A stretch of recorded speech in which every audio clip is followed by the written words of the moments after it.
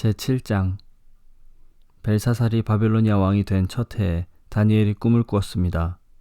다니엘은 잠자리에 누워있다가 환상을 보고 그 꿈의 내용을 적어두었습니다. 다니엘이 말했습니다. 내가 밤에 환상을 보았는데 사방에서 바람이 불어와 바다 물결이 매우 높아졌다. 그때 커다란 짐승 4마리가 바다에서 올라왔다. 짐승들의 모양은 각기 달랐다.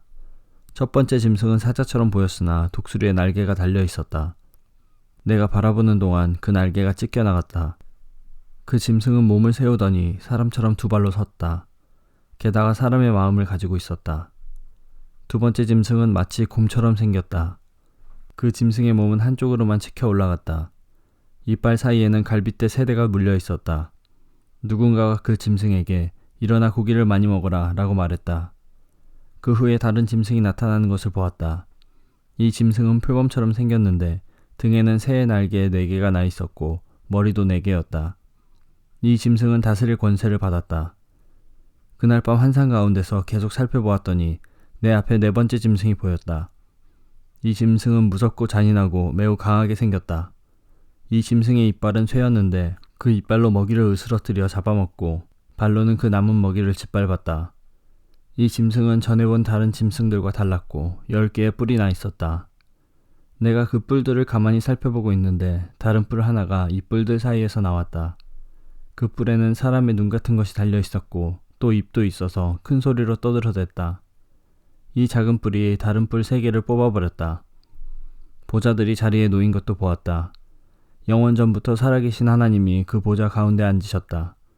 하나님의 옷은 눈처럼 희고 머리카락은 양털처럼 깨끗했다. 그 보좌에는 불꽃이 타오르고 있었고 보좌의 바퀴에서는 불길이 이글거렸다. 불이 강처럼 그 앞에서 흘러나왔다. 수천 천사가 그를 섬기고 있었고 수만 천사가 그를 모시고 서 있었다. 심판이 시작되었을 때 책들은 이미 펼쳐져 있었다. 작은 뿔이 계속해서 떠들어대길래 나도 계속 바라보았다. 내가 살펴보는 사이에 4번째 짐승이 죽임을 당했고 그 시체는 타는 불 속으로 던져졌다.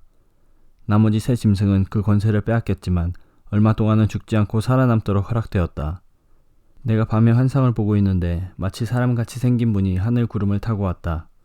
그가 영원전부터 살아계신 하나님께 나아가자 누군가가 그를 하나님께 인도했다. 하나님이 사람처럼 생긴 분에게 권세와 영광과 나라를 주셨다. 백성들과 나라들과 각기 다른 말을 쓰는 모든 사람은 그를 섬겨야 했다. 그의 다스림은 영원할 것이며 그의 나라는 절대로 망하지 않을 것이다. 나 다니엘은 걱정을 했다. 내가 본 환상들 때문에 두려워졌다. 나는 보좌 옆에 서 있는 한 천사에게 가까이 가서 이 모든 일의 뜻을 물었다. 그는 내게 설명해 주었다. 이 4마리의 큰 짐승은 앞으로 땅이 생겨날 내 나라다.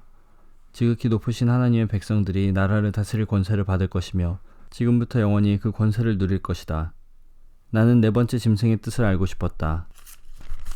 이 짐승은 전에 본 다른 짐승들과는 달랐고 무섭게 생겼다.